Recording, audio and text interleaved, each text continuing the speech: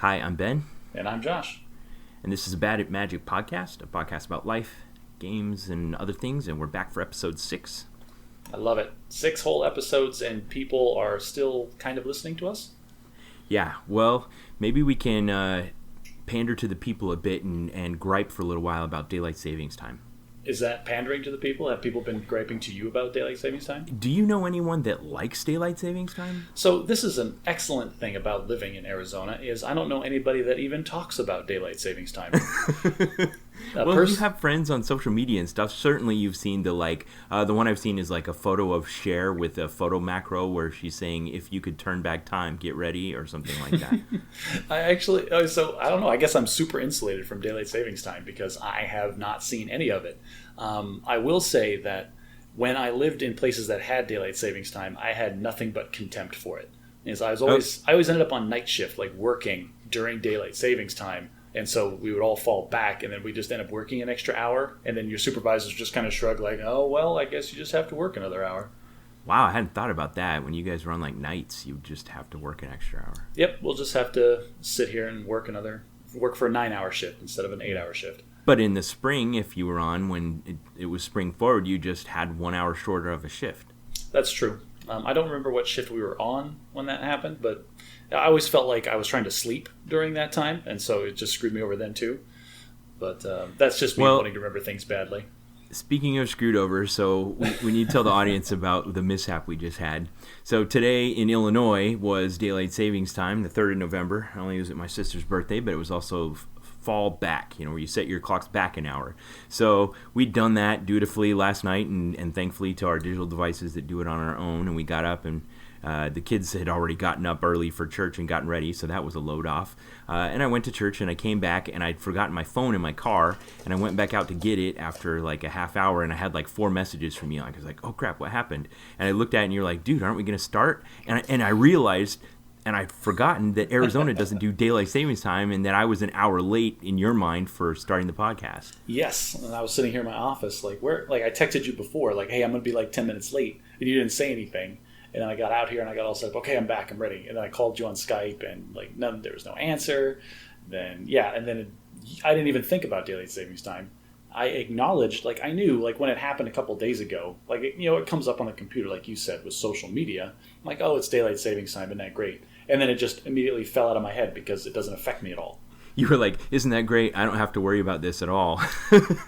I always go through the same little thing in my head with daylight savings time. Like, oh, daylight savings time was terrible because I always had to work longer or get less sleep. And then the other thing was how I actually didn't know what daylight savings time was until I went to college, I think. I went to college in Colorado, which does daylight savings time. And then everybody's like, oh, yeah, remember to set your clocks back. And I had to look at somebody like, what are you talking about? So you grew up in Arizona your whole childhood and then moved to Colorado where they had daylight savings time, and it was new to you. It was new, and it blew my mind for, why do we do this? And then everybody's kind of shrugged, like, well, I don't know. I'm like, well, this seems really dumb. And they're like, it is kind of dumb, but everybody does it. So you have the classic outsider perspective where it's new to you, and we all of us that have been doing it our whole lives just take it for granted. Right. So, and you look up the history of daylight savings time, and with Benjamin Franklin, and all the classic things that everybody talks about whenever daylight savings time rolls around, but it just doesn't make any sense. So in Arizona, we don't change our clocks, so it seems like it gets dark really early, but nobody cares. I mean, we just go about our lives. We have lights. I'm with you. This just feels like a classic case of cultural momentum. Like, why don't we use the metric system?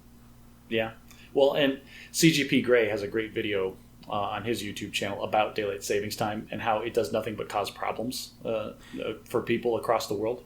See, I think when he makes videos like that, like how to board an airplane or why to do away with daylight savings time, he's trying to fix something that's broad cultural thing that has an impact on him that he would like to change so that it's less of an inconvenience to him. I'm glad you put it that way because I feel exactly the same way. If I had the dedication or the skill set and the ability to create something and put it out in the world, I would absolutely use that power to just complain and gripe about things that bothered me. All right, so what would be a top one on your list that if you had the skills in the audience that you could try to change our society, what would it be? I think the number one thing that would make society better would be the mechanics of our current voting system. First past the post versus single transferable. Yeah, and that's another one he did a video on, which was good, by the way. Yeah, I think that would definitely change our system a lot. Well, I don't and like think I've we've said this got before, President Trump right now. yeah, as an impromptu like political thing. Hey, we should change how we vote. But I'm a big proponent of if something is messed up, like it's not like people kind of usually shrug it like, well, that's just the system. Well, let's look at the underlying rules of the system, figure out why it's messed up, and figure out what changes we can make to keep the system fair, but also fix the problems that we currently have. What would I do if I had a bully pulpit and a way to influence people's thinking? I don't know. I'd have to think about that. If you had a 15-foot soapbox and people would listen to you when you stood on it. Yeah. I can't think of anything off the top of my head right now. I mean, is that a viable answer? Like you put me on the spot and I had to pull something out of the air, but you just gonna say, no, I want to think about it. That's not fair. All right. Just say what's the last thing that happened in your life that bothered you, that is irritant, that is constant and recurring? Okay. So when my daughter got hit by the car, it was because there was a lady directing traffic at a four-way intersection. I hate that. I hate when people are trying to be polite or something and they're changing the norms. But I don't know how to express that in like a cultural problem that we need to fix in our society. We need more roundabouts. No, okay, nope. We have one roundabout in my close to my town, and nobody in this state knows how to use the roundabout properly. Inevitably, I'm stuck in a line of 5 people that refuse to dart out into traffic because everybody's supposed to yield and merge into each other and zipper in, right? Nobody does that. They wait until there are no cars coming at all before they go, or even worse. That's worse than a four-way stop. It is. And what's even worse is the people that are in the roundabout that then stop and start flagging the people that are waiting to get into the roundabout to go through. Because people in this country just don't know how to use roundabouts correctly. Did you see the Mythbusters episode about roundabouts? Not about roundabouts. I saw the one where they just drove in a big circle. Yeah, that's it. They got a parking lot and a bunch of volunteers and cars, and they set up a four-way intersection, and then they reconfigured it and set up a roundabout. And basically, their experiment showed that the roundabout was 30% more throughput than a four-way intersection. Yeah, that's why roundabouts exist, because they are more efficient if everybody knows how to use the roundabout correctly. And they reduce the risk. I mean, you'll never have a T-bone collision at high speed. It turns every collision, if there were to be one, into an indirect low-speed collision. That's true. I'm going to take your solution to this to the next step. Instead of having more roundabouts and teaching people in America how to use roundabouts, we just need to cut people out of the loop entirely and just go straight to self-driving cars. Yeah, I'm totally in favor of that. I can just imagine cars approaching an intersection and they just interlace speed so that they go through the intersections, at a slight near miss.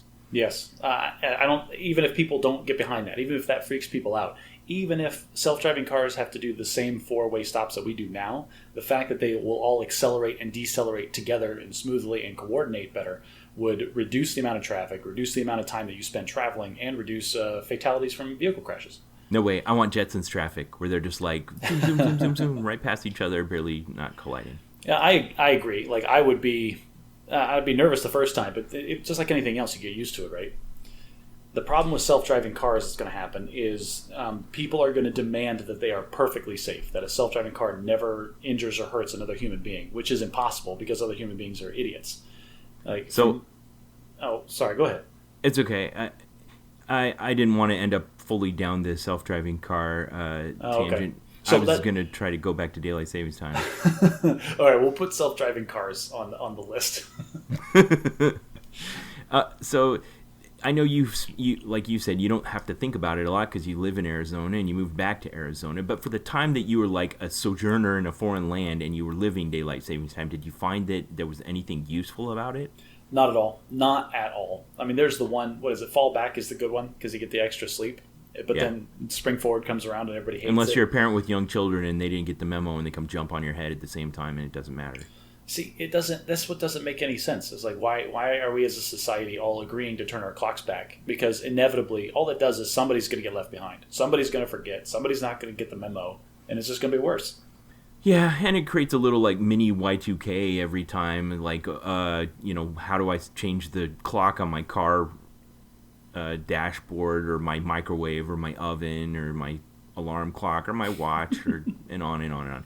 It's ridiculous. I wish we could see it end. I'd like to make a prediction. I think in the next 15 years we'll see an end to it in the United States. It would just take one good political candidate with that as like a pet peeve of theirs, and it could probably come to an end. No, that's the problem with things that need political backing is the inertia. Like things that have been around for so long are just never going to go away. Just like pennies. Pennies are useless, but we're still going to print but pennies. Sometimes we manage these massive moves and transformations. Like I read about how Sweden changed from driving on the left-hand side of the road to driving on the right-hand side of the road. Man, that's a fascinating thing if you want to read about that. Yeah, that would be that's a hard change there. They prepared for it. They picked the day, and then on that day when you got up to go to work, instead of driving on one side of the road, you drove on the other side of the road, and just everyone had to do it. I read about those things too, like how Australia, it was fairly recently, I want to say it was like the 90s or the 80s, got rid of their weapons. Like they used to have they guns did and mass confiscations of firearms. Yes, and now they don't have firearms in Australia, and that blows my mind that something like that could happen. But I just don't feel like the way our political system works, it'll just never work. Well, I think we could do that. I think that's in the realm of the possible. Ladies and gentlemen, this is the key difference between Ben and myself. Ben is an optimist looking on the bright side, wants to believe the best in people, and I'm on the other end of that spectrum. We balance out the podcast very well. All right. Well, I'm sorry for jacking you around when we were supposed to start the time of the podcast because I forgot that Arizona doesn't have daylight savings time. Not a problem. I actually had some time to play some Magic Arena. Don't tell my wife. I was actually out here downloading pictures off our camera and doing important business things. So Magic Arena is not approved by Nicole, but doing a podcast with me is? No, Magic Arena is not approved when there are chores to be done. I see. Okay. It's an opportunity cost thing. Now, I think there was another cleanup thing we had. I think there was a family story you have that you were going to tell me. I was going to tell you a family story? The kid balcony hanging story? No, that's your story. All right, so yeah, I have this in the notes, and it was just a question. It was actually brought up to me by a listener, and they asked, how has Ben never heard the story of his kid hanging from the second-story balcony until like years after it happened? I get it. You want to know how I, as a father, had never been told that story of my wife? Yeah. Okay, that is a great question. I think that leads down an interesting line of discussion. Here's the line of discussion. Okay. And I think you can illustrate it with young parents who have a first child. This is a thing in our society and probably around the world. You know, you have parents, they have a first child, they watch it carefully, they make sure, like if the pacifier drops on the ground, they pick it up and sanitize it before they give it back to the child. They, carefully watch their diet, and then they have their second child and their attention is subdivided. Maybe if they drop the pacifier on the ground, they just look to make sure there's no hair sticking to it, wipe it off on their pants before they give it back to the kid. I've done that. Then when you have the third child and you transition from a man-to-man to a zone defense, and you drop the pacifier on the ground, you put the kid down and let them pick it up themselves. It just completely changes things. Well, when something happens to your sixth child, it just might not have risen above the noise threshold that even when I got home from work, she wouldn't be like, you never believe what happened today. Your 2-year-old was hanging off the balcony. Maybe there was just something else going on and it never came up. I get it. The notable events threshold has been pushed so high by 6 children that it would only have been a notable event if they had actually fallen off of the balcony. You got it. That's why I'd never heard the kid balcony hanging story. That's outstanding. That puts a lot of things into cool perspective, though, because like you said, the first kid and the second kid thing, like I completely understand and have been there. My wife and I make fun of ourselves, our past selves, when we had our one kid. Like our favorite example is we had 2 diaper bags with us at all times. We had one like giant, like almost carry-on suitcase size one with like extras of everything. We called our mothership diaper bag that stayed in the car. And then we had the smaller diaper bag that just had 1 or 2 of the things that we needed that we would take with us inside of places. I love it.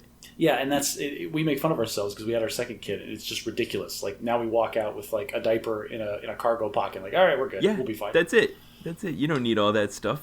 Yeah, but I couldn't imagine though, like you said, and that was an excellent way to put it, is transitioning from a man to a zone defense. Like having more kids than you have adults would definitely alter the dynamic even further. Yeah, you just gotta, it just change your things. We might have gone to the emergency room that week. I don't just, hey, Ben, guess what? Your kid didn't fall off the balcony today. Like, okay, I got it. Did you get like a punch card from the emergency room? Like every 10th stomach pump is free. Oh, man. Going to the emergency room in Italy was the worst because there was a language barrier. I usually had time to prepare. I'll put that on my list of stories to tell you in the future. But speaking of language barriers, that brings me to bad at English. Oh, that was good. Very well done, sir. So one time I was in a meeting in England, we were planning to go to a meeting, and I was trying to gather a coalition, and I was getting a couple other people I wanted to go with me, and someone had made kind of an assessment of what the other groups that would be represented in that meeting, how many they would bring. And there was kind of a calculation taking place of that they didn't want to bring too many from our group disproportionate to the number that would be represented from the other groups. Okay. And they said, we wouldn't want to turn up mob-handed. And I was like, mob-handed? And I got out my notebook and I wrote it down like, what does that mean, mob-handed? But I found out that this is a great term that we don't really have a substitute for in America that I needed previously in my life. So it's an adjective that means in a large group, especially in a large threatening group of people. So you could use it in terms of, like the mob turned up, the villagers turned up to the Frankenstein's mansion mob-handed, but you could also use it to say we wouldn't want to go to the meeting with 6 people because we wouldn't want to be mob-handed. Okay, so it's just the idea that if you show up with a large party, that just the fact that you have so many people with you could be intimidating and alter the tone of the meeting? Exactly. Okay. And it's versatile because you could also do it on purpose. Like you could say that they gathered enough police officers so as to turn up mob-handed, so that you would deliberately be intimidating.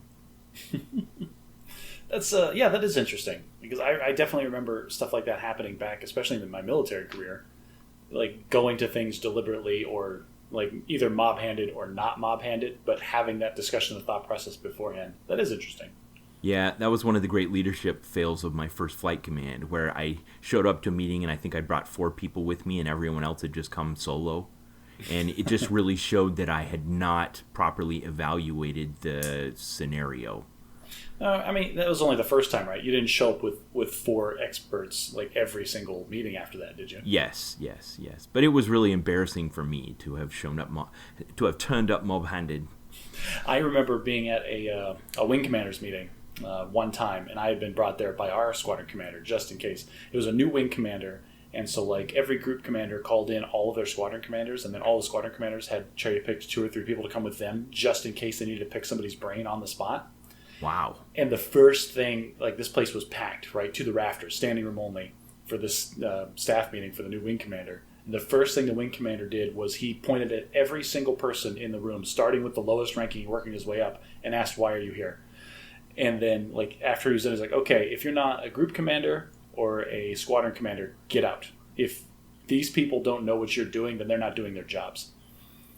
And so, like, wow. all the lieutenants and stuff were like, all right, well, I got better things to do anyway. But you could see some of the group commanders kind of, like, loosening their collars, like, oh. Yeah, and that's like I'm not going to be able to talk to whatever he's going to ask me about, and I'm sending my experts away. It's like, I'm a group commander. I don't know anything. I just sit in my office and answer emails. But that also shows that the leader understood what the purpose of his meeting was and what he wanted the audience to be. He didn't want to be weighed down by, the carefulness you have to use in speech when you have subordinates in the room. Well, not only that, but like, are we really going to get to the level of detail where a group commander is going to look at a squadron commander, is going to go to look at a flight commander to answer a question? Like, that's ridiculous. They'd be there all day. Yeah. I mean, sometimes it helps if you're delving into a particularly technical area to have 1 or 2 SMEs in the room, but you don't need every single represented group to have their own subject matter experts. Are you ever going to, like, at the wing commander level, are you ever going to get down in the weeds? Like, I feel like if you're the wing commander and you're getting in the weeds, then the people that are in charge of that thing are in trouble, or should be. Okay. So it's my turn to stop you for a second and say that wing commander is a person who's responsible usually for an entire military base, somewhere in the neighborhood of 2,000 to 5,000 people. So he is in charge of that entire mission, all those people. So what Josh is suggesting is that a person in charge of that many people doesn't have time to talk about individual tasks and people. Oh no, you're talking about like a CEO of a company coming down and asking about the efficiency of this conveyor belt process.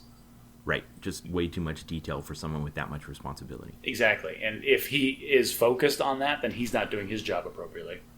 Well, apparently he thought his group commanders had turned up to his wing meeting mob-handed. Haha, bringing it back. All right.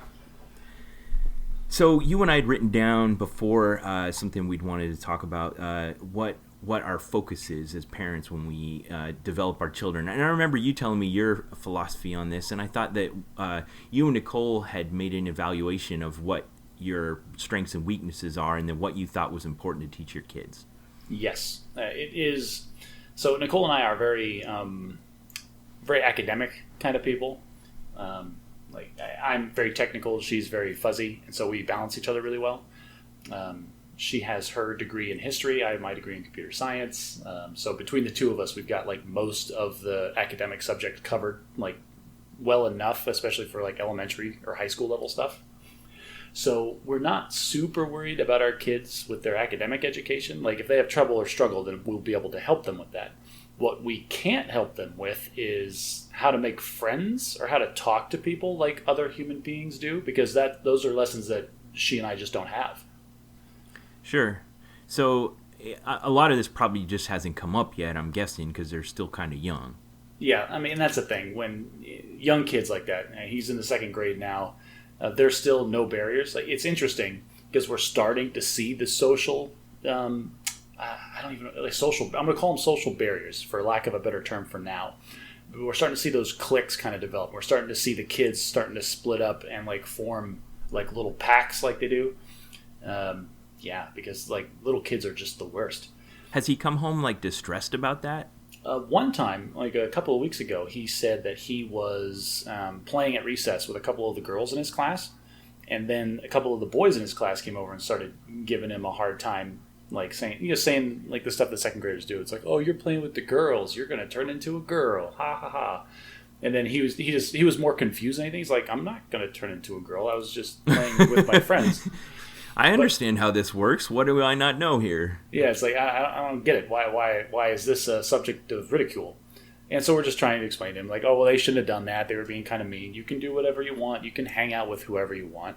But that was the first indicator to me, like, oh, okay, they're starting to turn into the little pack hunting animals that I know they're going to be. It's heartbreaking as a parent when you first see those experiences where you have your innocent little child, then you know maybe they're a bit naive, but you're kind of enjoying the fact that they aren't world weary and wise yet, and then they come back and they've learned their first few hard lessons because of rude kids, and you're just like, did we have to do this? Right, and then like this makes it a tough decision. Not really a tough decision, I guess, but like there's never a good. There's no win-win in this scenario, right? Somebody's going to lose. Either you tell him like those guys were being wrong, and then you can play with and hang out with whoever you want, but then that just furthers kind of the divide because you want your kid to be a good kid, and then if you start to associate or identify like incorrect behavior or behavior that you don't agree with, then in the kid's mind that puts those people on the outside. And so like even just trying to reinforce what we want him to be as open-minded and accepting is going to cause him to be more secular and more closed off to other types of people. I love this point that you're making because I think you could take that scenario you gave where the kid comes home and he's like, oh, you shouldn't hang out with girls. And how could you not only teach your kid to understand the tension that was being introduced, but also maybe how to not exclude the perpetrator in that scenario and try to influence him for good. Oh, and that's the thing. Like anybody that has the ability to diffuse that situation and bring those two groups together is a natural born politician. And Nicole and I are not that. So I have no idea how I would have handled the situation. It would have been, I'd have been terrible at it. I'd have made them feel bad, or somebody would have gotten hurt if I had been involved in that scenario, emotionally or physically or both. So in what ways have you done this, focused on their social development as you've been raising them? So a lot of we ask him a lot about how his friends are, and we try to get him into group sport activities. Like we push him to try to do things in groups. Like right now he's doing karate. Well, it's taekwondo, but we just call it karate because it's easier to pronounce for the kids and people know what that means. I bet there's someone out there that really cares about that wishes you wouldn't do that, but I am not one of them. Yes, it's like, no, Taekwondo is totally different. Like we can have, I would encourage those people that they feel very strongly about it to go to our new subreddit, which I'm sure you'll talk about later. Sure. But like in that, they have a class within the Taekwondo like studio that we're at where it's called leadership, and they put the kid into like deliberately uncomfortable situations. Like for example, my son was doing particularly well. Wait, in a martial arts class? In a martial arts class. So like it's a whole thing. It's like a big package deal. But one of the aspects of it is that they actively encourage the kids that are enrolled in their leadership kind of upsell package to do things like public speaking and instruction, and just to make them This a more is Taekwondo, person. not Toastmasters. This is Taekwondo, not Toastmasters, yes. So, for example, a couple weeks ago, my son was doing particularly well learning his weapon form. Like they have their kamas, they're like little hand sickles, one in each hand, and they go through a specific set of moves. And he was doing particularly well, and the teacher called him and was like, well, why don't you come up to the front and then walk the rest of the class through the first like 6 steps of this form. And he is 8, and the people in the class were ages ranging from 6 to 20 something, and there was maybe like 5 or 6 other people in the class.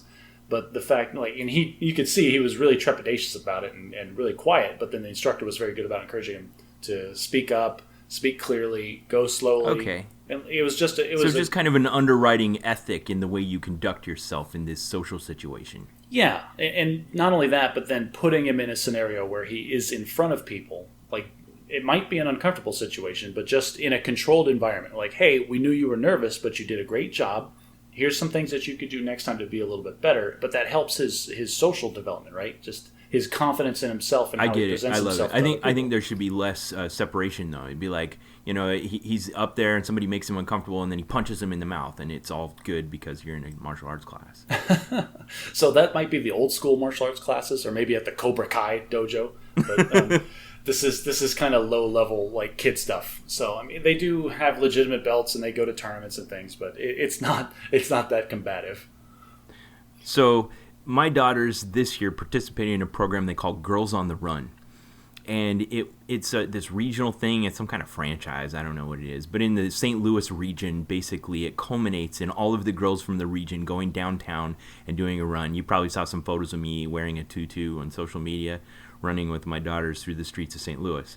And they just meet after school a couple of days a week. And while the culminating event is the 5K, it's almost like that's a secondary objective. It's kind of this empowering girls get together and say encouraging things to each other kind of thing. And okay. It's fun. My 5th child has done it 2 years in a row, and my 6th did it last year. I imagine they'll both want to do it again this year. I like it. I like what it does for them.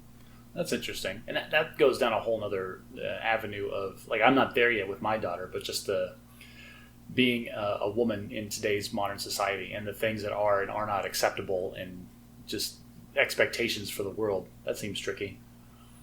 Do you think that they've benefited from this, the Speak Out run that they've done? Like, beyond just the group gathering and the fun activities of it? I'll say that there hasn't been anything that's happened in their life where I kind of raised my eyebrow and thought, did that come from Girls on the Run? Okay. So maybe one way or the other, positively or negatively, I just haven't seen any kind of impact. I feel like that's the only influence in their life that's presenting that stimuli. Well, and that's the thing about this, the social development stuff, because you're not going to get those peaks in performance that are noticeable outside of the everyday, just what they do in their behavior. It's a much longer game, and you have to like really analyze and scrutinize what they're doing and what they're saying and how they're holding themselves, and to just try to gauge and figure out where they're at, because you're not going to get those big catalyzing events that tell you, oh yeah, he's fine. Right. Yeah, sometimes those come along completely involuntarily. Alicia and I were talking about this the other day, about how just last weekend she'd gone out of town. She went on a field trip with some of her college friends to go visit Gallaudet University, which is one of the oldest universities for deaf and hard of hearing, and it's in Washington, D.C. So she'd been out of town for like 5 days, and anytime she goes out of town, which is very rare, she's worried that I'm not going to do all the things that she does when she's here. like the emotional stuff, or just like the chores? The chore. Like getting the kids out of the door to go to school in the morning and making sure that they like don't leave the door to the house open or forget their homework. You see, my wife does that too. Like if she's going to leave and she doesn't have the time to get my daughter ready, she's always worried that I'm going to like, I don't know, put her in a sackcloth and just like kick her out the door. I get it. We're chuckling like our wives think we're, just going to screw up something that's otherwise very simple. But the stuff she worries about is very specific because she knows there are things that I don't care about as much as she does. Yeah, I have no idea how to do my daughter's hair, and I don't care. Like my daughter rolls out of bed, like, hey, that's fix a your great hair. example. Yeah, fix your hair, kid. So what if she goes to school with like messy hair one day? Like big deal. No, nobody cares. Right. So that was kind of the tension that was going on, and what had come up was the fact that when she's gone, they get a chance to. We can see, how long has it been since you've actually stepped back and let them try for themselves to do this thing? Maybe they can do it, and you only think they need you because they never get a chance. That is interesting because those events do happen in our household too, but usually it's due to my laziness. It's like, oh, go give your daughter a shower, and then I'm like walking over there. I'm like, can you do this by yourself? And she like puffs up like the little chicken. Yeah, I can do this. Like, all right, do it. Show me. And then when she fails miserably, then okay, we'll try again in a couple weeks. Or sometimes something comes up. Maybe you thought they weren't ready, and they actually can do it. They can do the things. Exactly, and you won't know until you push them out of the nest. Right. So it's interesting how I think our goals look the same on the surface, but ours kind of come from a different place than yours because our priorities for deciding how we raise our children are very much derived from our religious background and the theology that we believe in. You got very quiet there. Are you not? Are you worried that we're not going to have a good conversation about the theology aspect of your? No. So raising our foundation for raising our children is derived from our faith in Christ. Okay. And believing that we want them to grow up and become like him. And so we teach them about him and we try to model his characteristics, and a lot of the priorities that we set in our life come from that aspect of our background and belief system. But I don't think that necessarily leads to a different conclusion than you guys do, where you're also trying to teach your children to just be productive members of society and learn to get along with people. Well, exactly. I think we have no differences here. I think we both agree on the end state. Just the analogies I think we make along the way are different. I still want my kids to have a firm moral, understanding of what's right and what's wrong. I just think that where we derive our moral values from is different. That's all. And there's nothing wrong with that. When I loved that was the perfect pregnant pause for us. For Ben to come back like, well, okay, Josh, you can go ahead and keep thinking that. No, it wasn't that at all. We've already spent a lot of time on this podcast talking about my unified parenting theory. Right. About how I believe that I'm trying to teach my children to first learn to obey me, and then to learn to be committed to our common goals, and then to learn to act independently towards those goals, and then eventually come up with goals of their own. And then underlying all of that is, what are the goals? Where are they coming from? Because they aren't so. But if they're both focused on being deciding that you're going to try to do something utilitarian to have a successful life and be a productive member of society, or deciding that you want to please an omnipotent God who has given you commandments and rules for having a happy life, a lot of times lead to the same end, but underneath the engine are kind of different. No, I completely get that. From the outside, you can make simple comparisons, but yeah, the driving factor is totally different, and I understand that. And I think I've reached my Forrest Gump place on that topic. Well, no, there is more to explore there. Like, for example, I read a great book about how they put forth this hypothesis that religion and society, like civilization, human civilization, when we came out of the hunter-gatherer stage and started forming villages and agricultural societies, like religion provided a moral underpinning for some of the rules that make civilization possible, and so they kind of had this symbiotic relationship and evolved together. So that's something we can talk about, obviously not right now. We can talk about that some other time.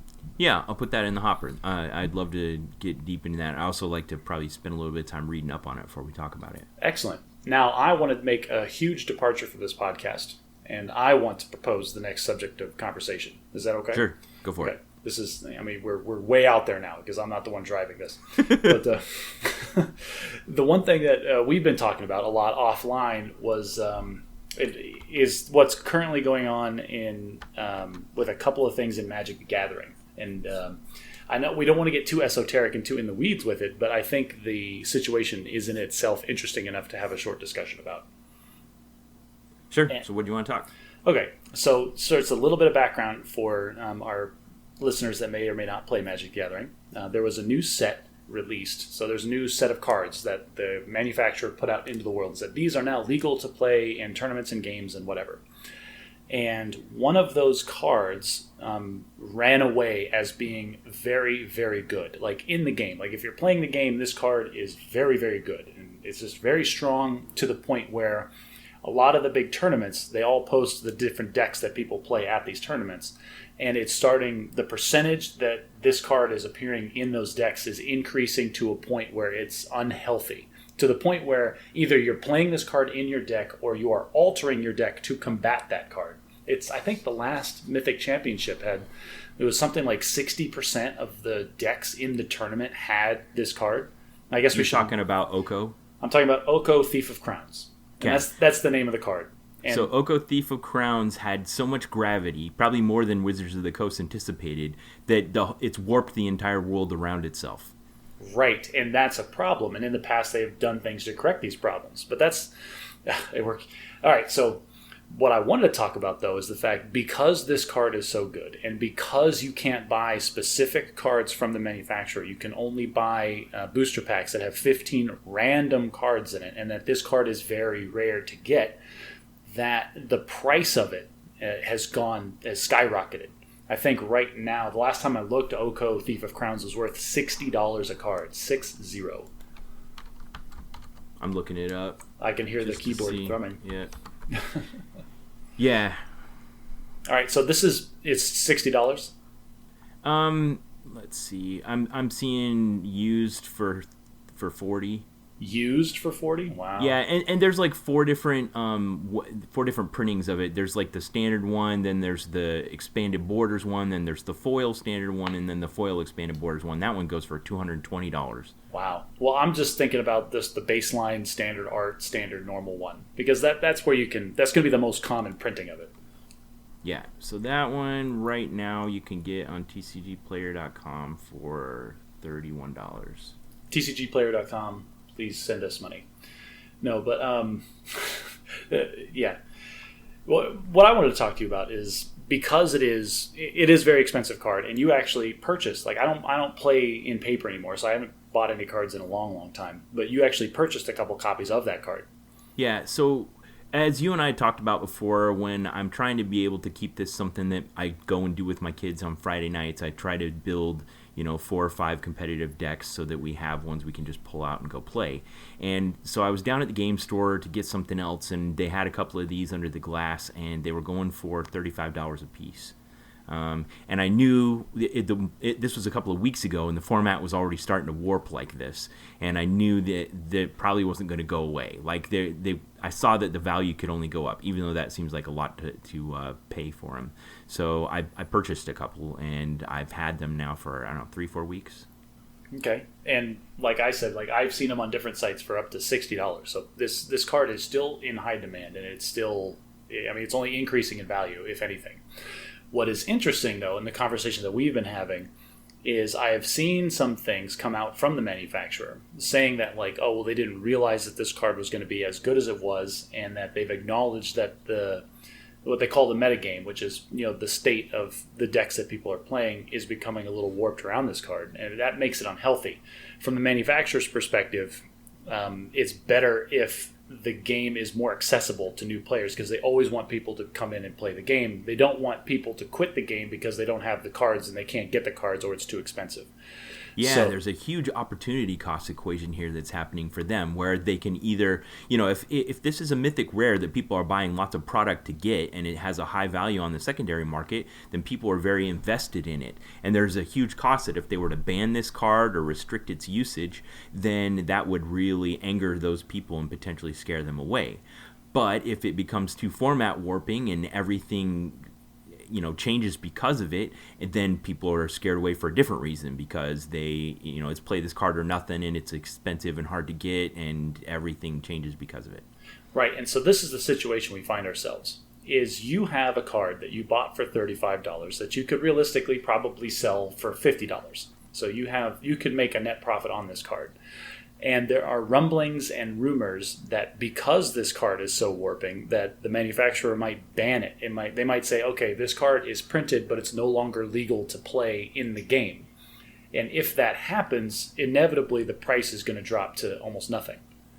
You are absolutely right. So we're at a situation right now where I hold something that I got for $35. It probably has a real world value of $50, but the market is showing the potential to crash. That if they do ban this card, it could go to sub $10, and I've lost a significant amount over what I initially paid for it. Exactly. And so then the conversations you and I have been having is, well, what do you do? Do you sit on it and just hope for the best, or do you there's a lot of different ways this whole scenario could shake out, but what do you do? So what would you do? What would I do? So I'd probably wait another week or two and then sell it. Wizards has they release every 6 weeks or something. They come out with the announcements of what cards are going to ban or restrict. Yeah. So there's a known cycle for when they're going to do this, and people anticipate it. If the rumblings are that this card's going to get banned, the market will start to crash before the banning announcement is made. And I get that if there's more information or more indicators that it is going to crash, which then gives you an opportunity to go one of two ways. Because then if you feel like the market is starting to go down right before the restriction announcement, then you have the opportunity to possibly speculate. You could buy up a bunch of them as the price drops and then sit on them and hope it doesn't get banned, and then sell them for what will inevitably be the $60 price after it doesn't get banned. Yeah, that's a possibility. Or you could sell it in advance of that and get your money's value out of them. You made the money from it.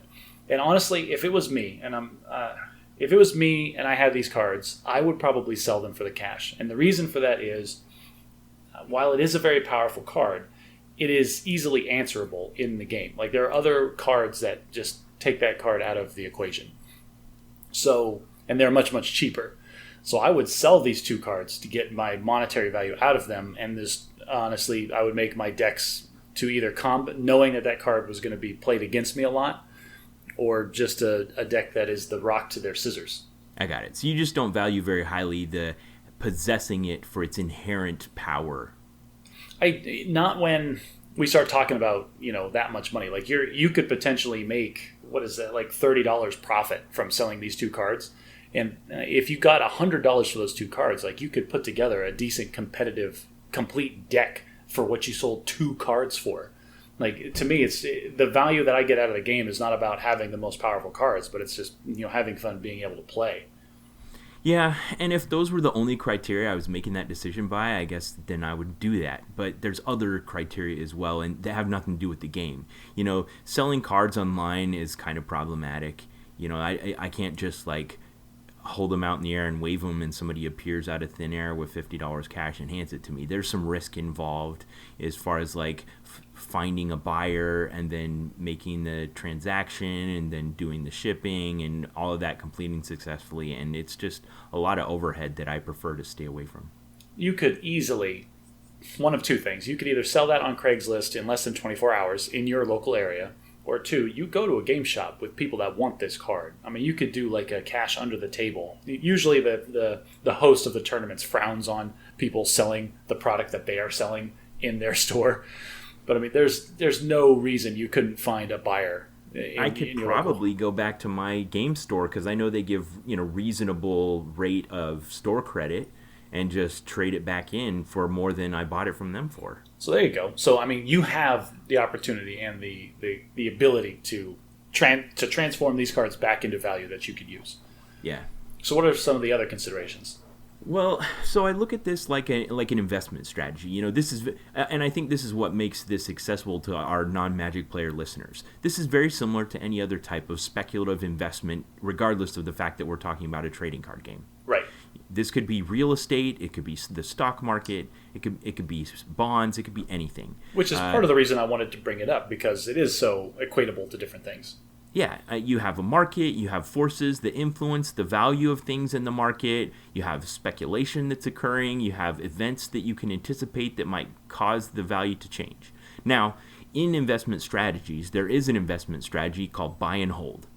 And if you look at something like investing in the stock market on a very short-term basis, the stock market's very volatile. And if you were buying and selling all the time, you have the potential to gain a lot or also lose a lot of money. But over time, the stock market trends upward at a pretty healthy rate. And if all you do is buy and never sell, then you're basically, as long as you're diverse enough in what you're acquiring, you're basically guaranteed to capitalize on that increased value over time. And that pretty well describes the way I collect Magic the Gathering cards. Well, that's true if you ever sell them. Have you ever sold your Magic the Gathering cards? Yes. Oh, okay. Well, then, statement withdrawn, sir. Okay. Well, what's interesting about this is I can pull up an example because as we've been, with this whole situation with that card, I've been looking into I've been just watching YouTube videos and reading articles about the speculative and the investment nature of the game. And there was one thing I came across that just floored me. And so back when I started playing in 2005, the set that I started with was Ravnica, the original Ravnica when it first came out, right? And there was a card printed in that set that I really liked, but it didn't see much play. It was called Doubling Season. Oh, yeah. And That's a great example. It is a great example because it was, at the time when I was playing it, it was first printed, it was a bulk rare, meaning it was worth like maybe $1. And like everybody had them, nobody wanted them, everybody wanted to trade them away, no big deal. Well, flash forward now, 2019, and I just saw a video where Doubling Season has become a staple in certain decks in a certain format, but Wizards has not reprinted it enough. So now they go for, it's like $50 or $60 for one of those cards, when at the time that I bought it, it was worth almost nothing. Yeah, they cost $55 that's your buy and hold now. strategy paying off right there. Yeah, so if you'd had a play set of Doubling Season sitting in your collection for 10 years, all of a sudden it's worth 50 times what you paid for it. Which is crazy. It makes me so mad because I had a whole bunch of cards that I think we just threw away the last time we moved. Yeah, and I watched a video last night. Somebody made one of those. You see it pop up from time to time on the internet where they show bars and then they show things changing over time, like what was the #1 video on YouTube over time, or what was the most popular website on the internet over time. Well, this was for the 10 original dual lands, revised dual lands, and what their value has done over time. Yeah. And they hovered for maybe their first 15 years under $100, and in like the last 2 years, they've gone up to almost $800. I believe that, but we could go down a rabbit hole on why we think that. Like I can tell you right now, it's because they reprinted the fetch lands. But that's getting too into the esoterics of the game that we were trying to avoid. But back to kind of just the broad scale investing things. I think what you're suggesting with my Oko Thief of Crowns to just sell them right now would probably cement my gains in the market and gain a significant profit, or I could just hang on to them. And I don't see a very significant risk that over time that his value won't maintain, even if he does get banned. Like, let's say that happens, because I sent you an example of another card that did happen to. Mm-hmm. Even if he gets banned and the value crashes, I think it will eventually go back up to current levels or higher. Right, and that's because of the format nature of the game. Is because it gets banned in one format doesn't mean that it's banned in all formats. It can still be played in other tournaments and other styles. It's just the most is Standard still the most popular format? I don't know if that's true. I don't know how they even came up with that saying in the first place. Huh. Yeah, I feel like Standard's the most popular, but that's only because I'm not very exposed to the larger metagame or the larger tournament scene. So I could be completely wrong there. But if he's banned in Standard, that doesn't mean he's banned in other formats. And he is actually starting to show up in other formats and performing really well as there too. Yeah, imagine that. An aggressively costed Planeswalker that comes out and only does good things and has 6 loyalty for 3 mana is good. Yeah. Esoterics of the game. So what Ben was saying is it's very, very good. Yeah. Anyway, I'm going to hang on to my Okos. I don't think I'll be selling them. All right. Well, we'll have to revisit depending on what Wizards decides to do with it and how it destroys or alters the format. Okay. So just last week was Halloween. And you and I dressed up our families in costumes and stuff like that. I guess we can show those or talk about those if you think that's worth a discussion. I don't really have a lot to say about it. It felt like a usual year for us, although you did some awesome stuff in your crafting and wood carving and sewing and all that kind of stuff. Well, thank you for that. We do appreciate it. Nicole and I put in way too much work this year for our costumes that were all homemade and like had big fancy props, but it paid off. Like we put a lot of hours of work into it, but we think they turned out really well. The only thing I do want to discuss about Halloween was that we had kind of a side bet going because of the costumes that we chose or that our kids chose to wear. Oh, yes. Okay, yeah, let's talk about that. Yeah, so we were talking about that like before Halloween, like what the kids were gonna do, and what we're gonna dress up as, and our family at least we have done group costumes every year. So like the four of us will wear like a themed set. So like one year, Jane was Darth Vader, and then my son, my wife, and I were all stormtroopers. I love that you picked the baby to be Darth Vader.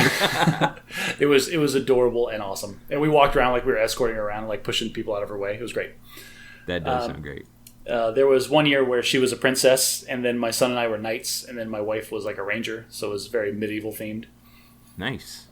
Before Jane was born, there was a year where I was the man in the big yellow hat, and my son was just a monkey. And so that was a funny year because like people would see him trick or treating, like, oh, what are you supposed to be? It's like, oh, I'm a monkey, and they'd be like, oh, well, he's a monkey. And then they'd see me around the corner, like, all right, kid, like, oh, and then I get it, it's the man in the big yellow hat, it's a Curious George thing. But anyway, I don't know why I went down this tangent. I lost my train of thought. But go ahead. So this year, our kids are starting to get older, and my older teenagers have stopped dressing up. And so this year we just had the youngest three do costumes. And Alicia always takes the entire month of October and just sews and crafts and does awesome things. And my kids have been watching a bunch of cartoons on Netflix or whatever, and they wanted to dress up as their favorite cartoon characters. So my 13-year-old and my 11-year-old dressed up as Dipper and Mabel Pines from Gravity Falls. And then my 9-year-old dressed up as Star Butterfly from Star versus the Forces of Evil. Wow. And those, yeah. I'm sorry, go ahead. So those are, known amongst 9-year-olds and 11-year-olds out there. But I think what you and I were wagering on is, when they knock on the door and some granny answers the door, is she going to go, oh, nice Star Butterfly costume, or aren't you a cute princess? Right. And that feeds into, like, this year, we were, like, all four of my family, we were characters from an anime show called Bleach, which is, like, really obscure. Not very many people. It's about laundry. It is definitely not about laundry. It's kind of a fighting samurai-esque anime. I don't want to go down that rabbit hole of different genres of anime. Does Jane like this anime? So our kids have seen like 2 episodes of it. And my wife and I have wanted to dress up like Bleach characters for Halloween for years. But how do you get your young kids to agree to a costume of something that they don't even watch? Oh, easy. We turned on 1 episode of it, and we said, all right, you can be this guy with this giant sword to my son, and he was on board. And then we showed a different episode. Giant sword, I'm in. Exactly. And we showed a different episode to my daughter, and it's like, oh, you can be this little girl with the pink hair. I get pink hair, I'm in. And so that's how we sold them on it. Then your kids, you capitalize on the fact that they're easy to please, and you know what their joy buttons are. Right, and the reason we came up with this is because, like, in past years, the kids had an idea and that we just kind of elaborated and expounded on. This year, they were all over the place. They didn't know what they wanted to be. So we took the decision out of their hands. Okay. So you guys dressed up in costumes. I'll put it in the show notes so that everyone can see because they were awesome. Your woodworking was fantastic, and I loved the theme and stuff, even though I had no idea what Bleach is. And then I decided I need to dress up since I was taking the kids out, and I want to do something I thought would be fun and also easy to do. So I put together a few things. I got some Crocs and some pajama pants and dressed up as Fat Thor from Endgame. Which was awesome. Like, you look great in yours. You got to put a picture of both your kids and then your costume as well, because you rocked it. Okay, yeah, and it turned out pretty good. I definitely got recognized more than anyone. But carrying Mjolnir definitely helps. Oh, definitely. People get that. The Mjolnir and the beard, people get it. I stuffed a pillow inside of my shirt. I was hoping, because either you stuffed a pillow in your shirt or we're going to transition really well into our fitness Yes, talk. and that's what I want to talk about next. That's where I was going with all this. But what you and I had wagered on is who was going to be recognized the most. Right, because your kids, like you said, like there's a population of people that understand and recognize what Gravity Falls is, and there's a population of people that recognize and know what Bleach is. But those are small populations, and so we both kind of thought that ours was going to be the most obscure. Yeah, so, I think you probably won that one pretty well. Oh, I wanted to ask, how many times did your kids I would say a solid 10% of the time people really recognized my kids, their costumes. Oh, that's actually really good. Like I didn't realize Gravity Falls was so out there. Yeah, I mean, they weren't just like, oh, Gravity Falls. They're like, hey, you're Dipper and you're Mabel, which also shows how awesome my wife's costumes were. Definitely. Like, they're immediately identifiable. Now, we were identified one time throughout all of Halloween, and we went trick-or-treating twice. We had trick-or-treating on Halloween night, and then Friday, November 1st, we went to a trunk-or-treat with 30 or 40 people, and that was when one person recognized who we were. Because the guy kind of on the sly, again, one of those secret nerd handshakes, I was holding my son's sword at the time, but the character I was dressed as doesn't use that sword. Mm-hmm. And the guy came up and like under his breath kind of corrected you? Yeah, he's like, you're holding the wrong sword. I had the same experience as Fat Thor because I was holding Mjolnir and the guy was like, you really should have Stormbreaker. Nice. That's pretty good. And like my daughter that was Star Butterfly from Star vs. the Forces of Evil, I mean, my wife rocked it with this costume. I mean, she has like these boots that look like shark rhinoceroses, and she has this little star purse and this wand with wings and devil horns and long blonde hair, and she just nailed all of it. Now, I've told you this multiple times. Your wife rocks every costume that she makes to the point where she needs to not restrict herself to Halloween. She really needs to like make costumes and like come with us to tournaments and like cosplay. It's a full-blown crisis in my house, though, Josh. I mean, the entire month of October, like, she gets nothing else done. Her craft area turns into like a tornado zone, and then just like I do the laundry and the cooking and the cleaning and everything, and she's just like, don't touch me, I'm over here making costumes. And so I'm kind of glad we constrained that to just 1 month out of the year. Ben, that is a time budgeting and a slack issue that I am surprised you haven't identified. Yeah, I don't know how to fix that problem, but I love it when she does it. Yeah, well, I encourage her. She should be doing it more. I know. Well, she's listening, and she'll take that feedback. I think she also likes constraining to just 1 month out of the year. Fair enough. I have told you this. I don't know if you've told your wife this, but I'm going to say, I'm talking directly to Alicia now. Ben, you just be quiet.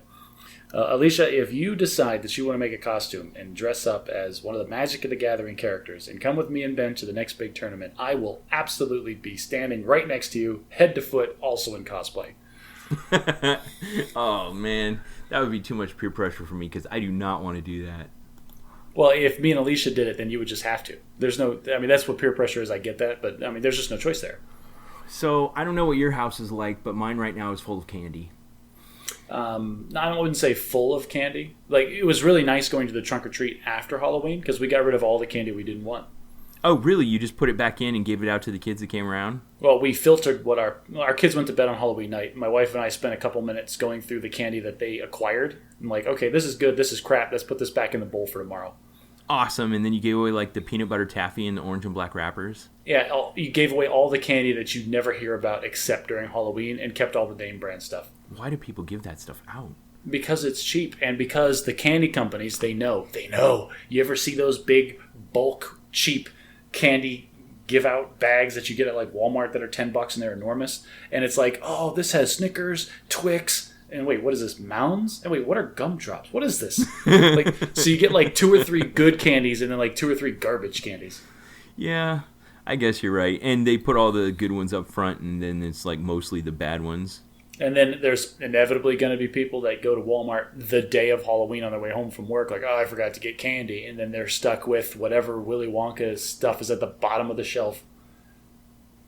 So I have been eating too much candy because it's around. And they're eating it and sitting there like, ooh, Snickers. And I have happened... Okay, So I'd written down that I wanted to talk to you about fitness and weight loss. And I know that you and I used to come from a very common place in that we were both still active duty in the United States Air Force and had to meet the same standards. Although I think they are unfairly skewed against you rather than me because of the fact that you're just tall and bigger than me, and that has a pretty negative effect on all these things. And that gets into the biggest thing I took issue with was the waist measurement.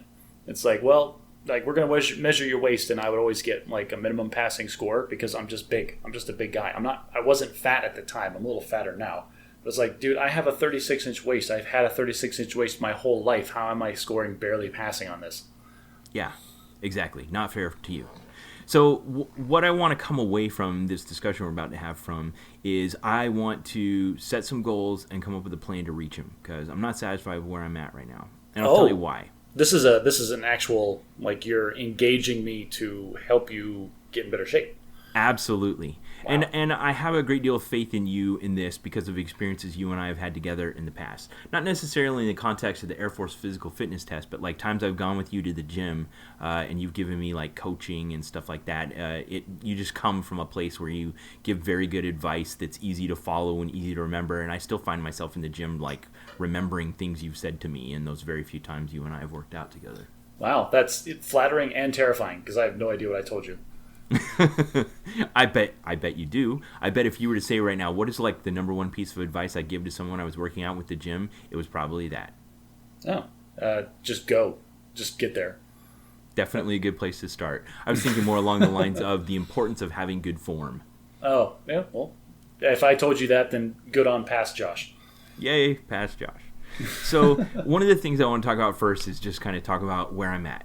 So, and I'm going to be overly vulnerable here. You know, I reached 5'9" when I was like 16 years old and haven't grown an inch since. And so, you know, I guess that's roughly average size, but I buy large size clothing and 32-inch, 34-inch waist-ish pants my whole life.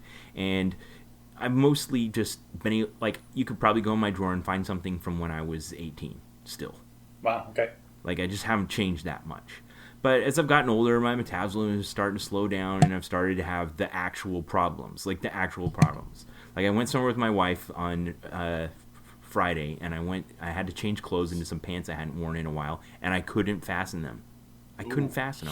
Yeah, that's one of those catalyzing moments I talk about. It is. That's exactly what it is. It's a catalyzing moment. So I've had a few of those. You know, I step on the scale when I'm approaching 200 pounds, and I've never been over 200 pounds. You know, I've got my 34-inch waist pants, which are starting to get snug, and my 32-inch waist pants I can't even get into anymore. I got shirts that I'd never even noticed that they were tight around the torso that are now starting to feel tight around the torso. Sure. I've been getting comments from people like I sent a photo to a friend of me at an event, and they're like, "Is that you?" I'm like, "Yeah." And they're like, "When was that?" I'm like, "Last week." They're like, "Oh, sorry." You're being very nice about this, but Ben is talking about he sent me a photo, and like this exact scenario played out. Like I did this to you, and I apologize for it because I totally put my foot in my mouth. Like, "Oh, this is you from like years and years ago, right?" He's like, "No, that was last week." I'm like, "Oh, sorry." Yeah, so here's the worst one, though. That wasn't the worst of them all. So I'd come back from trick-or-treating, and I was still in the Fat Thor costume. Oh, and no.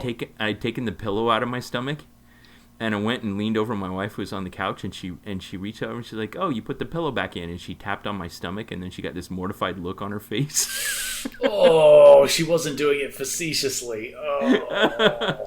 No, that's real stomach. I'm Fat Thor, IRL. That sucks. That hurts. So, right straight to your pride.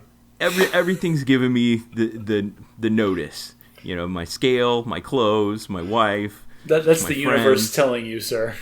Yeah, and it's only a matter of time until I reach June when I take my annual physical fitness exam, and an airman with a tape measure measures my waist and also tells me the same thing. But I'm not going to get to that point because that has a lot larger ramifications than some momentary embarrassment. Right. So when in the past, when I've reached this threshold, and I've reached it, I'd say 3 times, where I'm just starting to get uncomfortable in my clothes and the scale give me the message. Uncoincidentally, also, it's been about the right time in my career where I end up going on a deployment. Which is perfect. Yeah. Yeah, because what the deployment gives you is a whole bunch of slack. Yes. In the context of what we were talking about with scarcity.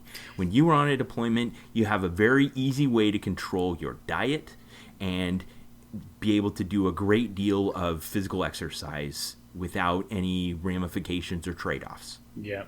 The U.S. military does a great job of providing mostly healthy food. There are some unhealthy options, but like 99% of what is even available to eat is decently good for you, one. And then two, I remember when I was deployed, like you're talking about with the slack, like nowadays, like I can barely get to the gym. Like it's a struggle to make the time in my life to go to the gym. But when I was deployed, I was in the gym for 2 hours every single day. Yeah, and there's nothing keeping you from it. There's no wife tapping her toe. There's no other commitments calling your name. It's like you got nothing better to do. It's there. It's a good gym. Make it happen. Oh, even if it's not a good gym, I mean, you can still make it happen. But yeah, I completely agree. It's the time slack. So is this your plan? You're just going to ask for a deployment? No, I can't. I'm just there's not one coming up, and I'm going to have to face the fact that I need to take this problem on without the slack that comes from being deployed. Yes, that's a true statement. And I'm really stressed about it because I've been very, very successful on my deployments. Like I won a Biggest Loser contest twice. Wow. I'll go and I'll lose 30 pounds. I mean, that speaks to both your dedication and to how much you weighed when you first went deployed. Yeah, definitely that. But also just, I really can tear it up when I have that slack. When you give me that slack, I can just really get focused. Oh, really? And you mentioned that they have... Yeah, I mean, like I could totally get this done if I had 6 more hours in the day, or I could totally afford that if I had $2,000 more in income a month. Yeah, like, of course I could totally lose 30 pounds if I have the amount of control and discipline and focus and extra time that comes from being deployed. So but you said, oh, they mostly have healthy meal options, but also I've seen people who deploy and they choose not to spend their time on that. And if you think about it another way, when you go to the chow hall, every single meal is an all-you-can-eat buffet. Also true. Every single meal. And maybe for someone back home that gets deployed and doesn't have any commitment or goals or discipline, they'll go out and gain 30 pounds instead of losing 30 pounds. Oof. And I've seen that happen. Yeah, because you don't have to do a physical fitness test while you're deployed. Right. But for me, I always kind of have simmering this goal of being more fit. And so being deployed just gives me that option to really focus on that without all the distractions. So the problem I'm having, and the problem in the context of our discussion on scarcity, is how do you synthesize that urgency without the slack? Like, how do you focus your resources? How do you prioritize? And those kinds of things. And I'll tell you what trips me up. One, I just feel a tremendous amount of pressure to be at the places, to be at work and to be at home, and working out takes me away. And you also, I'm sure you've heard it said that you get toned in the gym and you lose weight in the kitchen, and that's definitely my problem. You know, that when I'm the cook and I'm in a hurry, my options tend to be less healthy, and I'm not just feeding myself, I'm also feeding a bunch of other people. Okay. Well, and I mean, a lot of that comes from the idea of, not comes from the idea, a lot of that can be remedied with just the simple idea of calories in and calories out. So if you know that you typically, like if it's your turn to meal prep and you traditionally don't make the best meals ever, like if you're not going to attack it on that side, if you're not going to change your diet, which that's consequently the only reason I do work out is because I don't want to change my diet, then you have to adjust the other end of the equation. You have to increase your calories out. So you just have to find the extra time to do the things to burn those calories, like going to the gym or going running and that kind of thing. I find the efficiency of the human anatomy to be so utterly frustrating because, you know, I run a 5K and I look at my app and it's like, you burned 400 calories. And then I look at the Snickers in my hand and the wrapper says like 480. Oh yeah, well, and those are the changes that you do have to make. Like you're talking about meal prep and things. Like I get that, but cutting out the snacking, cutting down on just the inconsequential calories that you eat mindlessly throughout the day. Like I had the same thing happen to me earlier this year, like very early, back in January or February. I hit a weight threshold because I transitioned from a pool guy to outside in the heat, working physically all day, every day, to Being an accountant. I'm being an accountant where I'm sitting at this desk and I get 300 steps all day at work. Oh, no. You don't just get a free 600 calorie discount every day. Oh, no. Yeah, exactly. So, but I was still eating the way that I did when I was a pool guy, going out, getting fast food and whatever every day. And so I hit you're talking about the different catalyzing events and the thresholds. There is a number that I hit on the scale that when I hit that number, I know, it doesn't matter what I look like in the mirror. I need to lose weight now. Right. So I hit that number, and then Nicole helped me get on this. We counted calories for a while to try to analyze our diet, and then identified the worst things that we were eating, try to cut back on those. And it's always an uphill battle. It's a constant struggle to be good. But have you backed off from the number of alarm? Oh, I have. Since then, I've lost 10 to 12 pounds. So I'm back down to 250, 248, depending on the day. My goal is to get back down to 240. Nice. I need to make some other changes to get there, but that's outside what we're talking about. When I came back off my last extended stint away from home, it was 10 weeks. I was down to 165. I ran a 2-hour marathon. I aced my fitness test. I mean, it was really good, and I'm in a bad place now. So I want to try to follow a pattern. And the first thing you said there was the first thing you did was just kind of do an analysis of your habits. Yes. So the first thing I would tell you to do is get one of those calorie journal apps where you just record and see the things that you eat throughout the day, and just eat normally for 2 or 3 days. And it'll help you identify this is my calorie budget. I should be here, and I'm eating this much. And then you can start making the cuts that you need. Okay. Before I was drinking probably 2 or 3 Dr. Peppers a day, and I realized that was just totally obliterating my calorie budget. So I've really cut back on soda. Eating out, I stopped eating out since I don't burn the calories to justify it anymore. So I get those healthy microwave meals. But for a while I was eating those bagged salads you get at the grocery store, but they're not very filling and they weren't very good. So I found some decently healthy microwave meals that I take to work with me 4 days a week. I do reward myself every Friday with pizza because you just have to have that in your life or you'll be sad. Yeah. Yeah. I love the principles that you're laying down here. I mean, as far as just making trade-offs and not deciding that what you have to do is something that makes you miserable or that you don't like, that you can do these kinds of things.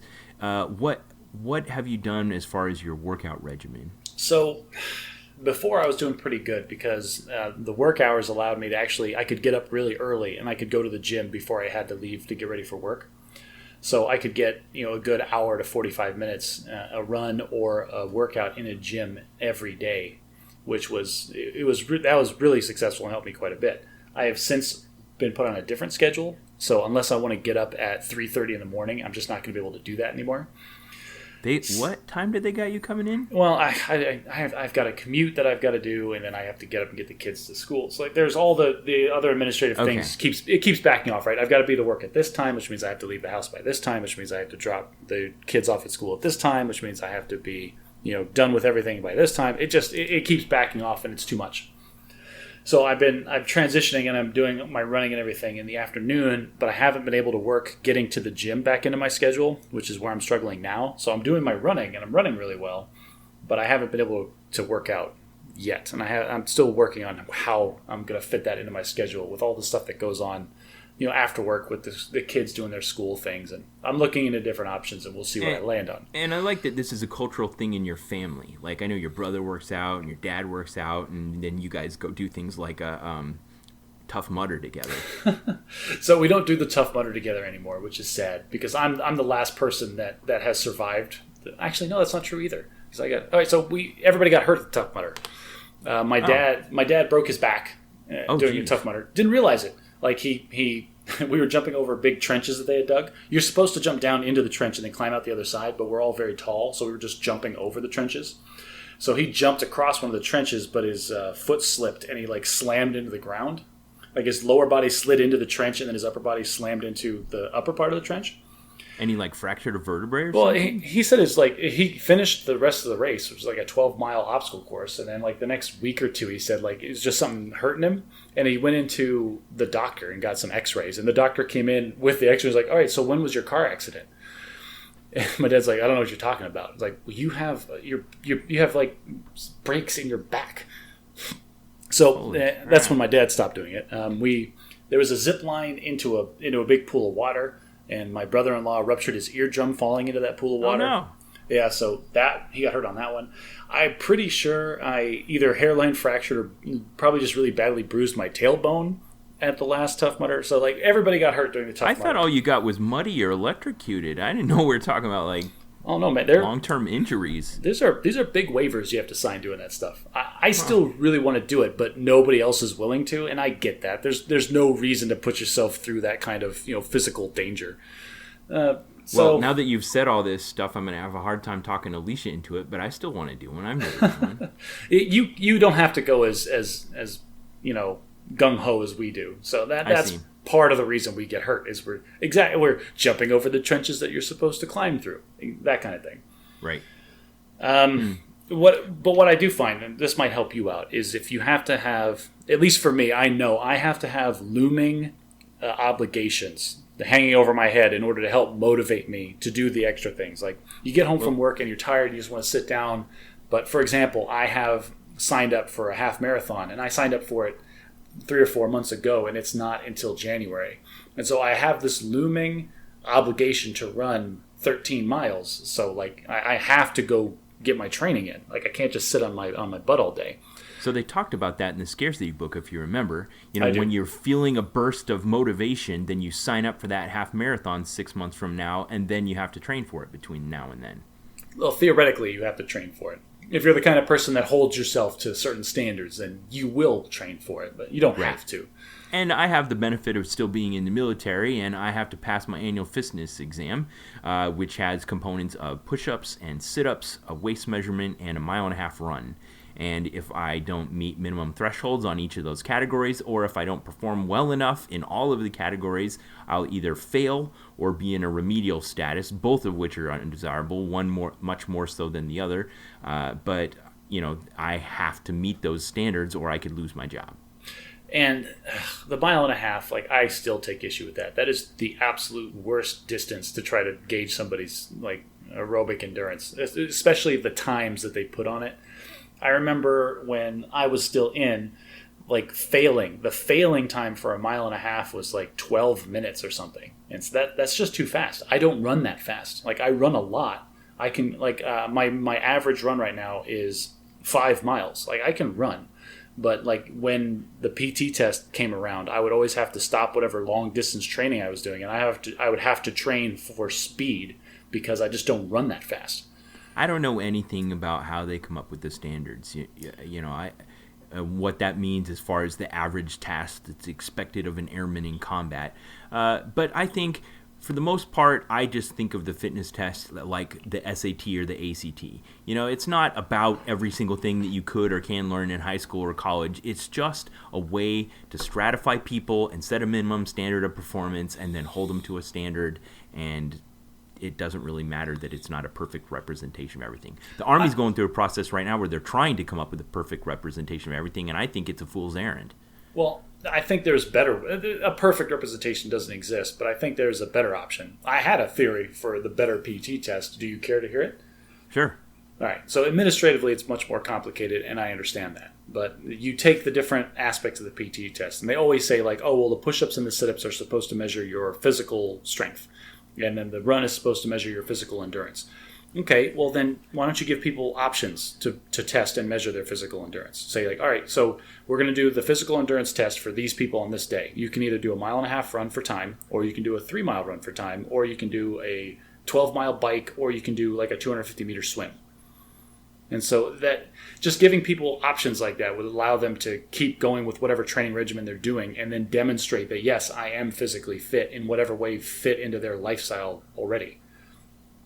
Yeah, but when you have to do that for all of 300,000 people, it just has a lot of overhead associated with it, and you have to simplify. Just like you say, I started this whole thing with administrative overhead is increased by this. I realize the limitations. There are ways around it, and there's ways to mitigate it. Like, instead of saying, like, you, sir, have to go take this test on this day, it would be much more people with ID numbers from this range to this range have to get one of these tests done in this window. And you just have some guy sitting at the gym ready to do these tests. You know what I mean? Yeah. There's still just a time commitment that's required. If you're going to proctor it and proxy it, then it's going to take... there's overhead associated not just with the individual that's taking it, but the people that administer it. And there's no getting away from it. You can't just say, oh, we'll trade a 3-mile run for a 1.5-mile run, because that's going to take more than twice as long. I get that. And the math that needs to be done is the juice worth the squeeze? How many people are actually physically fit that are failing the current PT test? That's the right question. Yeah, that's the real question. Is like, let's look at the people that failed the PT test. How many people should have passed it? Or how many people realistically can pass it? But they didn't because of the standards that we set. And I'm convinced that's the reason we haven't seen any substantial changes in the last 15 to 20 years in the test, is because for the most part, the people that are the outliers on both directions, although we've had a few deaths this year, which is kind of disconcerting, but the ones who are fit but aren't passing the test are very, very small. You shouldn't die from doing push-ups, sit-ups, and then a run. Like, that's ridiculous. I know. I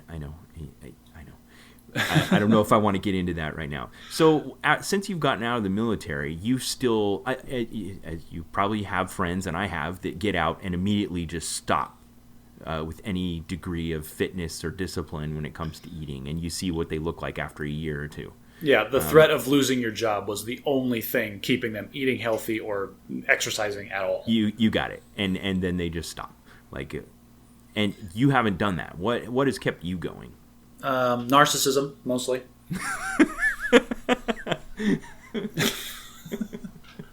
I mean, that's it. That's all it is. You don't want to be a fat old man. Basically, like, and I've said this before to multiple people, is like, if you're not a professional athlete, or if your physical fitness isn't directly related to your job, then the only reason to work out or run is to look better naked. I guess so. Yeah. I don't want to buy new clothes, and that's another one. So there's some economic value there for you too. No, but I mean, like, people's self-worth, like, a lot of, not just me, but there's a lot of people in the world that derive a lot of confidence and a lot of just self-worth from being in shape and being fit and looking the way that they want to look. And that's not even going into the whole idea of society pushing what the ideal masculine or feminine form is supposed to be. And that's a whole nother... There's other aspects to it as well. I mean, there's also the potential just for optimum health, for living a long life. I mean, yeah, that's true. I didn't mention this, but one of the things about me getting overweight is when I get over about 185, I start getting heartburn. And I can take pills to make it go away, but they're just temporary. They're just kind of holding back the fire. And once I lose some weight and get below that 185, I stop getting it. Wow, that's interesting. Yeah, so I can do this thing where, like, okay, I got too fat and now I'm getting heartburn, so I just take a heartburn pill and that makes the heartburn go away. But then do I start getting hypertension, or what other bad health consequences do I have? Do I get diabetes or? Oof, I have not been.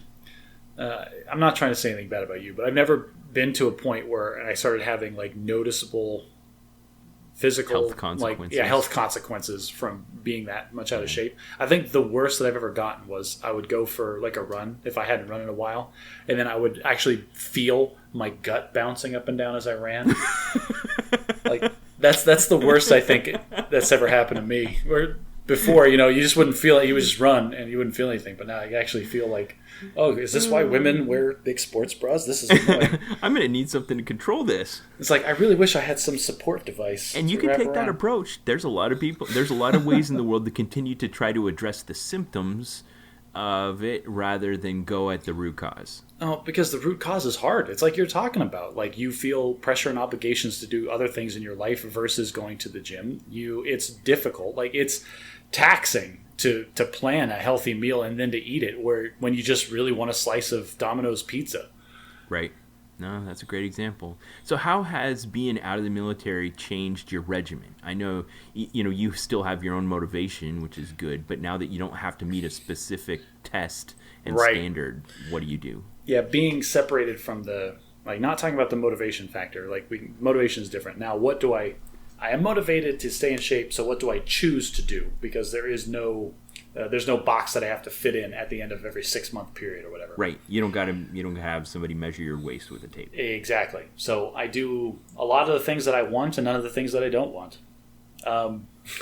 So for me, that's a lot of long runs. I don't like running fast. It makes me uncomfortable. But going for a 5-mile run, I find very relaxing and I feel good afterward. So I do long runs. I don't like doing fast runs. When I go to the gym, I don't focus on push-ups and sit-ups, which are a specific muscular endurance thing. I do the lifts that I get. Well, I guess that's another consequence of it, is I'm focusing on lifts that are economic and efficient, in that I want to work as many muscles as I can as quickly as possible, because at the time I was time crunched because I had to be done at a certain time to get to work.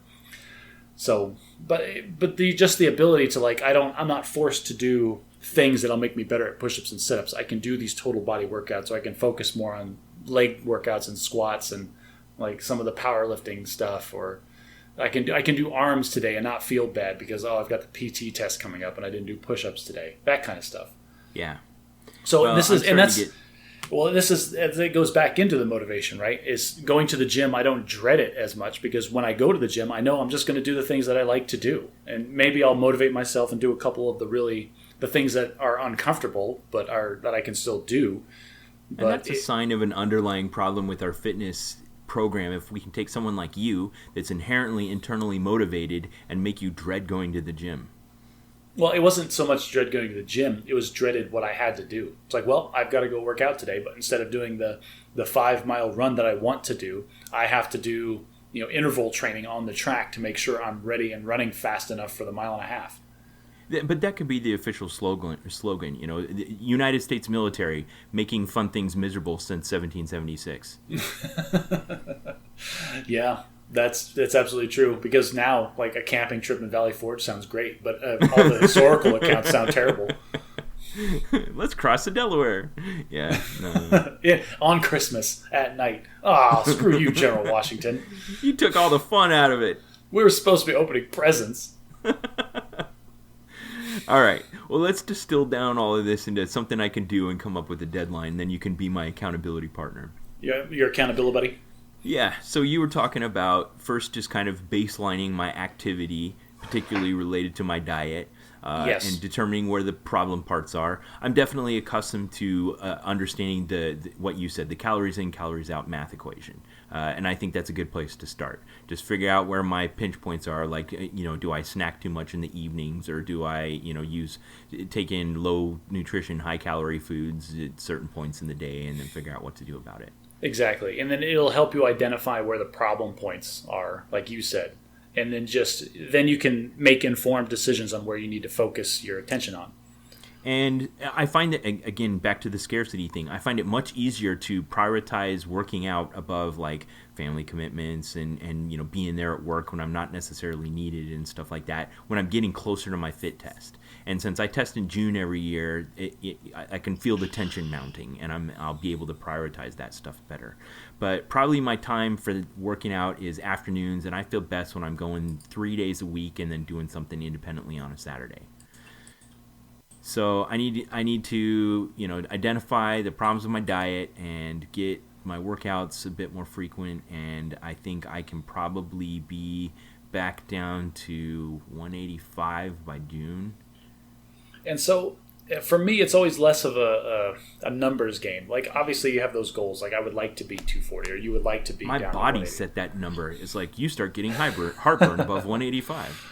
It's all about how you look and how you feel. Like you said, with the feeling especially, just get to a point where you feel like it's a balance, because this is the biggest problem we have in society today, when you're especially talking about weight loss, is people will go on these either the trend workouts or the trend diets, and they'll push really, really hard for some set period of time. They'll achieve their goal, and then they'll just abandon everything.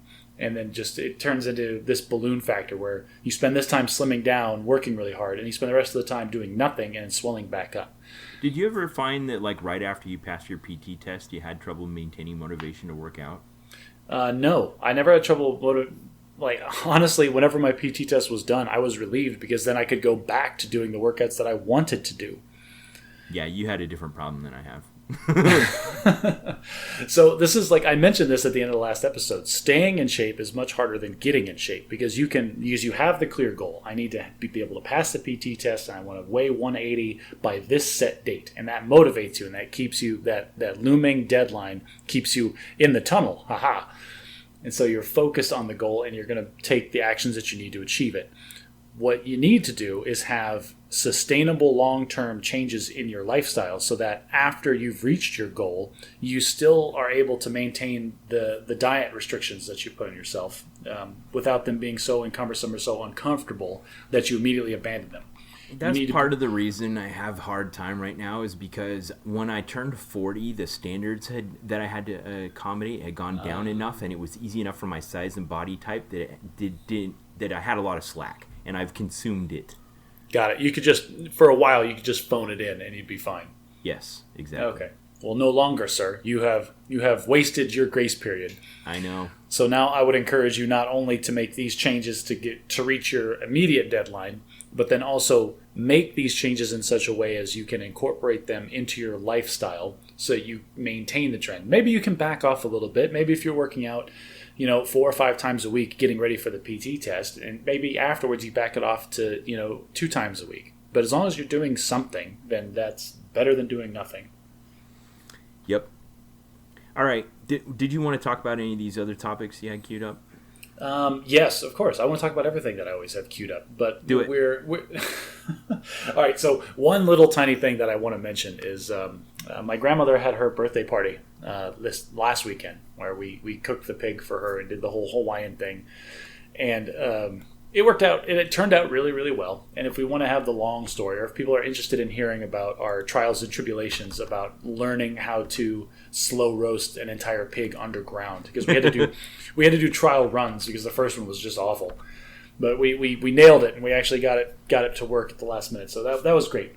One thing that I noticed while I was at that party, though, was the changes that have occurred in blender technology since I bought my Osterizer back in... Blender technology?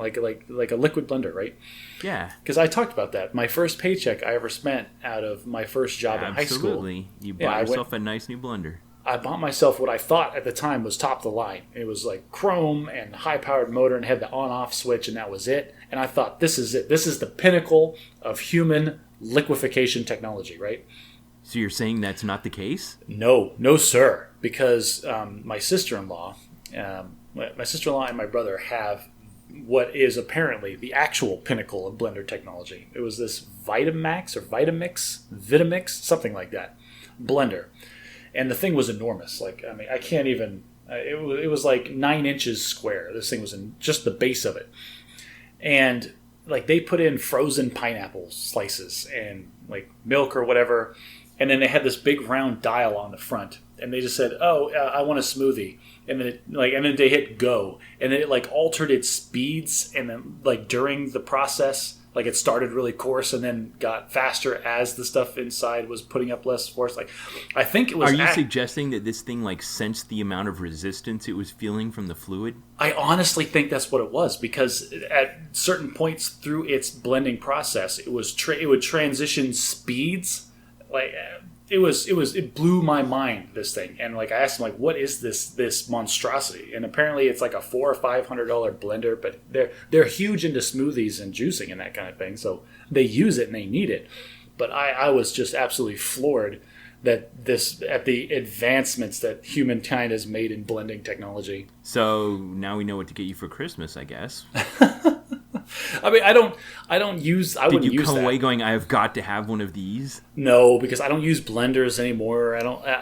We're talking about fitness and getting older. I can't have a giant, 2-quart milkshake every night after dinner and maintain my waistline. That's just not going to happen. Yeah, and you don't want to do meal replacement milkshake thing? No, no, I'm not going to do that. No, actually, this is a funny tangent. My brother remembered that I liked milkshakes when I was a younger kid, right? And so for my birthday, this has to be 6 or 7 years ago now, he bought me a milkshake maker. Like one of the ones you see in the old soda shops where it's just got like the long stick and the little tiny blender thing at the bottom and you put the steel cup on it. Yeah. Yeah, he bought me one of those and it was awesome. And I did have a milkshake like every day after dinner for 2 or 3 months and I must have put on 10 pounds. Thanks, bro. Yeah, thanks, man. I will still bust it out every once in a while and then have milkshakes for like a week, but like that, I can't go any longer than that. It will have long-term ramifications on my health. Yeah. So when I came back from the States, some of my pots and pans were getting old, and I went to Sam's Club and I just bought what looked like an ordinary non-stick pan, and I brought that thing home and cooked with it, and I was astonished that they had invented non-stick cookware that was actually non-stick. You're right, because like the pots and pans are something you just have forever. You're never going to replace it. It had like a white surface inside of it, and you could like crack an egg and throw it in there with no lubrication whatsoever and just shake the pan and it would slide around. Oh, I don't know. No, that's not a thing. Yes, that can't possibly exist. It is. I couldn't believe it. I don't believe you. I don't believe you telling me this. I thought, certainly there's only, blenders. What more can you do? You turn it on and it spins around. Like, what else is there to do? Well, there was more technology to be had in the area of nonstick cookware. There was some materials engineer that got his PhD. Some guy, like, focused on that. Like, I will never put up with eggs sticking to my pan ever again. And, like, got his doctorate and, like, went to this engineering firm and created this substance. That's awesome. Yep. I need those. I need these nonstick pans, apparently. I know, and I need a new blender. Okay, we've reached the end here, Josh, but there was one other thing I wanted to do. There's this new series on Netflix that just came out a couple of weeks ago with Paul Rudd, who is awesome. Okay. I believe. What's it called?